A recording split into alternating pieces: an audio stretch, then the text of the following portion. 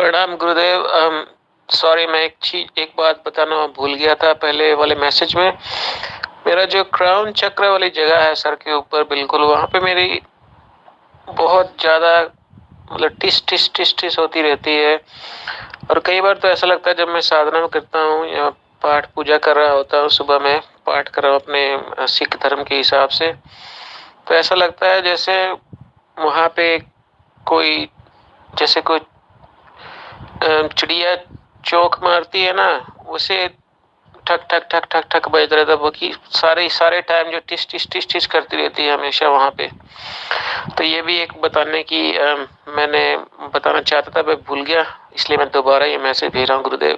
Thank you गुरुदेव, कोटि कोटि प्रणाम। प्रणाम आपको और प्रणाम आप सभी को। इस ऑडियो का मैंने उत्तर तो दे दिया है, फिर भी मैं ऑडियो आप सबको दे रहा हूं ताकि आप सब इसको समझ पाए, क्योंकि बहुत सारी गलतफहमियां हो जाती हैं और उन गलतफहमियों के कारण हमारा जीवन बर्बाद हो जाता है। कुछ एग्जाम्पल देके समझाता हूं, डायरेक्ट तो समझाऊंगा समझ नहीं आएगी। यूं समझ लें कि जीसस अगर दोबारा आ जाते हैं इस पृथ्वी पर, आएंगे नहीं, उनको पक्का पता कि अब आना नहीं है, मगर यूं समझ लें कि जीसस इस पृथ्वी पर दोबारा आ जाए, तो आप लोग सोचेंगे कि क्रिश्चियन जो हैं इतनी सेवा करते हैं, इतना पुण्य करते हैं, और वो जीसस को देखते ही नाचने और गाने लगेंगे। नहीं, वो जीसस को मारने लगेंगे। नाचेंगे गाएंगे नहीं, जीसस को मारेंगे बहुत बुरी तरह। क्यों मारेंगे? क्योंकि उनके पास जीसस की एक इमेज है, उनके पास जीसस की एकदम इमेज है, एक पुरानी इमेज। और जीसस अब आएंगे तो वो एक नए रंग रूप में होंगे। आज कृष्ण पैदा हो जाते हैं। कृष्ण ने अपने कभी भी शब्दों में ये नहीं कहा कि मैं हिंदू हूं, मैं सनातनी हूं। कभी कृष्ण ने ये नहीं कहा कि मैं हिंदू हूं, मैं सनातन धर्म को मानता हूं, ये नहीं कहा। मगर कृष्ण भी आज आ जाए तो आप उन्हें पहचान नहीं पाएंगे। आप कहेंगे बांसुरी बजा के दिखा पहले, मोर मुकुट कहां है तेरा, और मक्खन क्यों नहीं मुंह पे लगा हुआ। आपके पास पुरानी एक इमेज है, उसी को लेके आप चल रहे हैं। बुद्ध आ जाए तो हम बुद्ध को भी नहीं पहचान पाएंगे। अब बुद्ध आ भी गए तो तुम क्या सोचते हो बुद्ध अपने वो पुराने वस्त्रों में होंगे, वो जीन्स पहन के घूम रहे हैं, तुमको क्या पता कि ये बुद्ध है।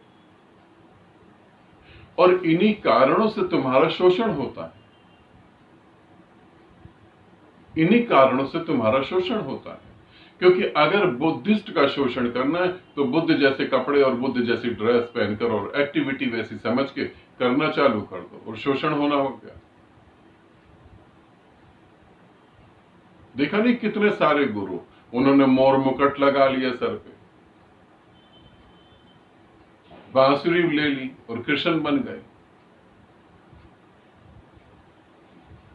अब मैं अपनी बात को कह रहा हूं, इसे अच्छे से समझेंगे। जो साधक परमात्मा के साथ एक होना चाहते हैं, जो साधक निराकार के साथ एक होना चाहते हैं, ये बात उन्हीं के लिए है। ठीक है, समझाने की कोशिश कर रहा हूं। जब तुम पैदा होते हो तो तुम्हारी कोई जाति नहीं होती, तुम्हारा कोई धर्म नहीं होता। और जब तुम शमशान घाट में अपने शरीर को छोड़ के आगे चलते हो, वहां भी कोई जाति और कोई धर्म नहीं होता, मात्र चेतना होती है और कुछ भी नहीं। कहीं भी ये नहीं होता कि ये चेतना हिंदू की है, ये चेतना मुसलमान की है, ये चेतना सिख की है, ये चेतना क्रिश्चियन की है, ये चेतना बुद्धिस्ट की है। नहीं, चेतना चेतना होती है। अब जब तुम किसी खास धर्म में पैदा हो जाते हो, किसी भी धर्म में पैदा हो जाते हो, तो उस धर्म की बातें तुम्हें समझाई जाती है और उस धर्म को तुम मान के आगे चलते हो। अब जब उसको मान के आगे चलते हो तो तुम अपने जीवन में गति देखते हो, क्या गति हुई? तो तुम्हें पता लगता है गति तो अभी गति जैसी कुछ भी नहीं हुई, हमारी मान्यताओं का ही खेल है। और फिर तुम कुछ करते हो और तुम्हारे जीवन में गति चालू हो जाती है। और जब ऊर्जा क्राउन चक्र पे पहुंचती है तो तुम्हें अपनी सभी मान्यताओं से मुक्त होना होता है। मैं ये नहीं कह रहा कि तुम सिख धर्म में पैदा हुए तो सिख धर्म को छोड़ दो। मैं ये नहीं कह रहा कि अपने गुरुओं के खिलाफ हो जाओ। तुम हिंदू धर्म में पैदा हुए तो तुम अपने कृष्ण के, राम के, हनुमान के, जो भी हैं जिसे तुम मानते हो, शिव के खिलाफ हो जाओ। मैं वो नहीं कह रहा। उनका आदर करो, वो आदर योग्य है। उन्होंने इस पृथ्वी पर गुरु परंपरा को जिंदा रखा है आज तक। मगर तुम्हारे हाथ में फिल्म थोड़ी पुरानी हो गई। तुम गुरुओं का आदर करो, मान्यताओं का आदर नहीं करो। मान्यताएं और गुरु अलग अलग चीज है। गुरु ने कभी भी मान्यताएं नहीं दी।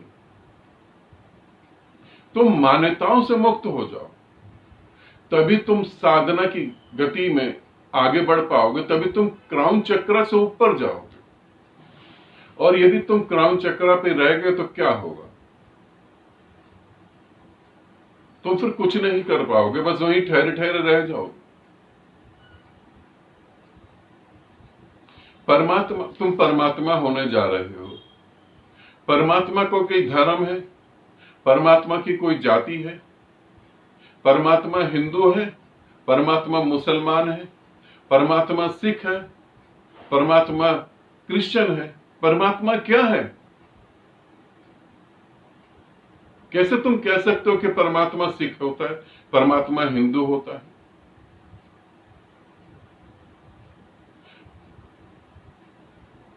तुमको उससे ऊपर उठना पड़ेगा। मैं तुम्हारे गुरुओं में किसी भी गुरु के खिलाफ नहीं हूं, क्योंकि मैं जानता हूं गुरु जो काम कर रहे हैं उसी को मैं भी आगे बढ़ा रहा हूं। मैं गुरुओं के खिलाफ नहीं हूं। मैं अपने खिलाफ कैसे जाऊंगा? मगर मैं मान्यताओं के खिलाफ पूरी तरह से। मान्यताएं बेकार है, उसमें कुछ भी रस नहीं। एक उदाहरण देकर समझाता हूं। एक चिड़िया का घोंसला है। उस घोंसले में चिड़िया ने 2 अंडे दिए। अंडे उसमें फूटे और 2 बच्चे निकल गए। अब उस चिड़िया के 2 बच्चों ने किसको अपना समझा? जिसने वो घोंसला बनाया उसको अपना समझा ना, उसी को मां कहेंगे वो। मगर मां और घोंसला दोनों अलग अलग चीजें हैं। मां और घोंसला एक ही चीज नहीं। घोंसला इसलिए बनाया गया क्योंकि अभी तुम बहुत नाजुक हो, बहुत छोटे हो, उड़ नहीं सकते, नीचे जंगली जानवर हैं, जंगली पक्षी हैं जिनसे तुम्हें बचाना, इसलिए घोंसला बनाया गया है। मगर जब तुम्हारे पंख निकल जाए और तुम पंख फड़फड़ाने लगो, और फिर भी तुम घोंसला मोह के कारण नहीं छोड़ोगे, क्योंकि जब तुमने आंख खोली थी तब ही तुमने घोंसले को देखा था। अब तुम पंख फड़फड़ा रहे हो। पंख फड़फड़ाने का मेरा क्या अर्थ है? अब तुम अपने शरीर से भी ज्यादा कुछ जान रहे हो। तुम शरीर से बाहर निकल के चीजें देख रहे हो। तुम्हें अपने शरीर का और अपनी चेतना का बोध होना चालू हो गया है। अब तुम क्राउन चक्र पे चीजें महसूस करो। अब तुम पंख फड़फड़ा रहे हो और अब तुम्हें उड़ना है। तो घोंसला छोड़ के तो उड़ोगे ना। अब घोंसला लेके तो नहीं उड़ोगे, कंधे पे घोंसला रख के तो नहीं उड़ पाओगे। घोंसला छोड़ के ही उड़ोगे। और मैं तुम्हें ठीक ठीक बताऊं, इस बात को तुम ठीक ठीक समझ भी लो, अच्छे तरीके से समझ लो। मेरा कोई ऐसा वो नहीं है कि मैं कहूं कि तुम अपने धर्म को छोड़ दो, अपनी जाति को बदल दो, अपने गुरुओं को बदल दो। मैं ऐसा नहीं कह रहा हूं। मैं ये कह रहा हूं कि तुम में गति महसूस हो रही है। तुम परमात्मा होना चाहते हो तो फिर आगे चलो। और तुम परमात्मा नहीं होना चाहते हो, तुम आवागमन से मुक्त नहीं होना चाहते हो, तो फिर जिन जिन चीजों को तुम मान रहे हो उनको मानते रहो। फिर मुझे छोड़ो। मैं एक शिविर की घटना बता रहा हूं, उसे देखकर समझ के आपको भी थोड़ा समझ आ सकता है। 3 दिन का मैंने शिविर लिया।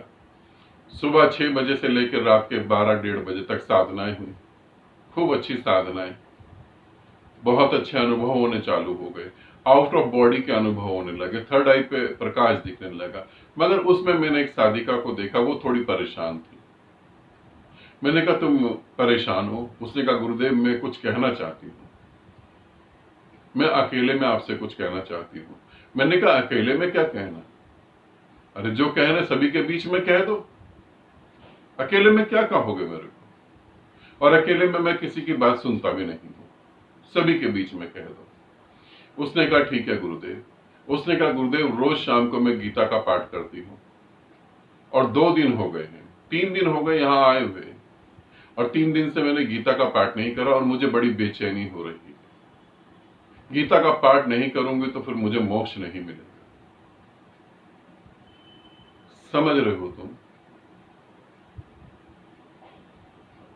इसके सामने कृष्ण भी आ जाएगा तो कृष्ण भी बेकार है, क्योंकि उसको गीता का पाठ करना है। ये गीता से ही नहीं मुक्त हो पाएगी तो मोक्ष की तो बात ही बहुत दूर की है। कृष्ण ने गीता जिसको कही, अर्जुन को ही समझ नहीं आई, और संजय ने देखी, धृतराष्ट्र को बताई, धृतराष्ट्र ने आगे पास करी, फिर काफी सालों बाद गीता लिखी गई और इसको गीता समझ आ गई। अब ये कभी मुक्त नहीं हो सकती। फिर मुझे भी लगा कि नाहक मैं क्यों मेहनत करूं, उसे गीता में ही रस है तो भी गीता ही रहने दो। तो मैं तुम्हें सीधा सीधा शब्दों में कह रहा हूं, यदि तुम्हें परमात्मा होना तो मेरे साथ चलो। और मैं कभी नहीं कहूंगा कि तुम गुरुओं का अनादर करो, नहीं, बिल्कुल नहीं। तुम कृष्ण का अनादर नहीं करो। सिख गुरु परंपरा में जो गुरु हुए हैं, उन्होंने इस धरती पर बहुत प्रकाश फैलाया है। उनका तो कभी मैं स्वयं उनका अनादर नहीं कर सकता, तो मैं तुम्हें कैसे कहूं उनका अनादर करो? बिल्कुल भी नहीं। जीसस का अनादर नहीं, बुद्ध का अनादर नहीं, महावीर का अनादर नहीं। मैं महावीर का अनादर नहीं करता, मगर कोई नंगा आदमी मेरे सामने आ जाए और वो कहे मैं जैन धर्म से हूं, वो तो मेरे को बिल्कुल एक्सेप्ट नहीं है। मैं नंगे पुंगों का आदर नहीं करूंगा, महावीर का मैं अनादर नहीं करूंगा, और जो नंग घूम रहे हैं वो मेरे लिए बिल्कुल बेकार है। मैं गुरुओं का तो मैं भी अनादर नहीं कर रहा, मगर मैं मान्यताओं के बिल्कुल खिलाफ हूं। तो मैं मान्यताओं से यदि कुछ मिल जाता तो फिर तुम मेरे पास क्यों आते? फिर तुम मेरे पास क्यों आते हो? आने की जरूरत ही नहीं। तुम शिव का मंत्र कर रहे हो, तुम शिव को पूजते हो, तुम शिव को मानते हो, सब काम करते हो, फिर मेरी आवश्यकता क्यों पड़ रही है तुमको? क्योंकि तुम शिव को पूजते हो, शिव तुम्हें थोड़ी ना पूज रहा है। फिर मेरे पास आने की जरूरत क्या है? तुम जहां हो वहां तृप्त हो जाओ, और यदि वहां तृप्त नहीं तो फिर वहां से उठो, फिर आगे चलो।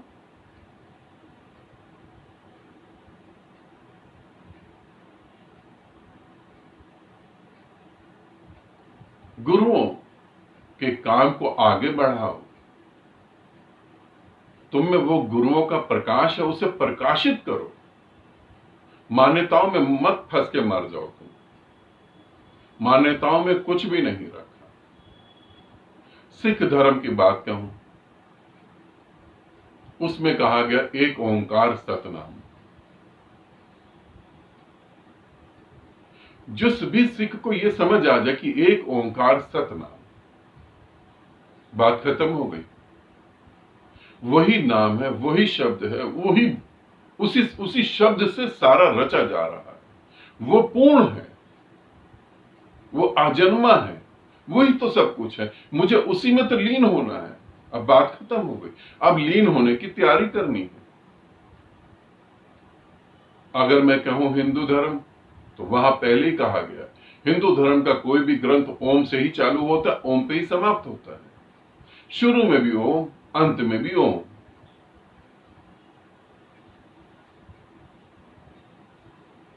अब बीच में पढ़ने की जरूरत ही नहीं।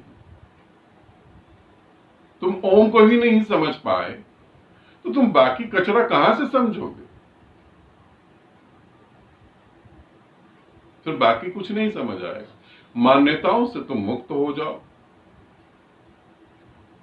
तो फिर तुम आगे की यात्रा करो। और अगर तुम मान्यताओं से मुक्त नहीं हो रहे तो फिर मुझे छोड़ दो, वो ज्यादा उचित रहेगा। क्योंकि मुझे भी पकड़ोगे और मान्यताओं को भी पकड़ोगे तो शरीर भी खराब हो जाएगा, यात्रा कहीं पूरी होगी नहीं, भटकते रहोगे, मन में गिल्टी फील होगी और पता नहीं क्या क्या। ठीक, दोनों में से किसी एक को ही चुनो, वो ज्यादा ठीक रहेगा।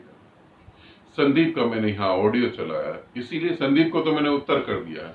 आप में से बहुत सारे साधक क्राउन चक्रा में हैं और क्राउन चक्रा में रुक कर वो आगे नहीं पहुंच पा रहे। आगे क्यों नहीं पहुंच पा रहे? मेरी कमी की वजह से नहीं, मेरी गाइडेंस कम है वैसा नहीं, मैं गाइड नहीं कर रहा ऐसा नहीं। अब उनको छलांग लगानी है। एक साधिका है, बहुत प्यारी साधिका है मेरी, बहुत गति कर ली, बहुत सारे ग्रुप कर लिए, बहुत सारी साधनाएं करी, अब ऐसी जगह आ गई कि अब छलांग लगानी है, मगर छलांग लगाने की हिम्मत नहीं जुटा पा रही। फिर साधनाएं कर रही, कोई फायदा नहीं है। अनंत काल तक तुम साधनाएं करते रहो, कोई फायदा नहीं है। तुम्हारे पंख निकल गए, तुम पंख फड़फड़ा रहे हो और तुम देख रहे हो कि तुम्हारे सामने एक पक्षी उड़ गया नीले आकाश में, तुम में भी वही क्षमता, उड़ो। अब घोंसले को छोड़ो, अब तुम बड़े हो गए। अब मेरा पति, मेरे बच्चे, मेरी पत्नी, ये घोंसले हैं मान्यताओं। कब तक इनको पकड़ के बैठोगे? ये मेरा मेरा मेरा, ये शमशान घाट में पूरी तरह तुम जलोगे भी नहीं, ये मुंह मोड़ के चल आएंगे तुम्हारे पास अपने घर में। और इनको दुख तुम्हारी मौत का नहीं होगा, इनको दुख इस बात का होगा कि अब जो असुविधा पैदा हुई है, जो कंफर्ट जोन ब्रेक हो गया है। देखो फिल्मों में दिखाते हैं ना, एक आदमी मर गया है, वो कई करोड़ रुपए अपने दोनों बच्चों को देके, अब किसी को दुख नहीं होता। करोड़ों रुपए देके क्या, अब दुख की क्या बात है? लाइफ को एंजॉय करो।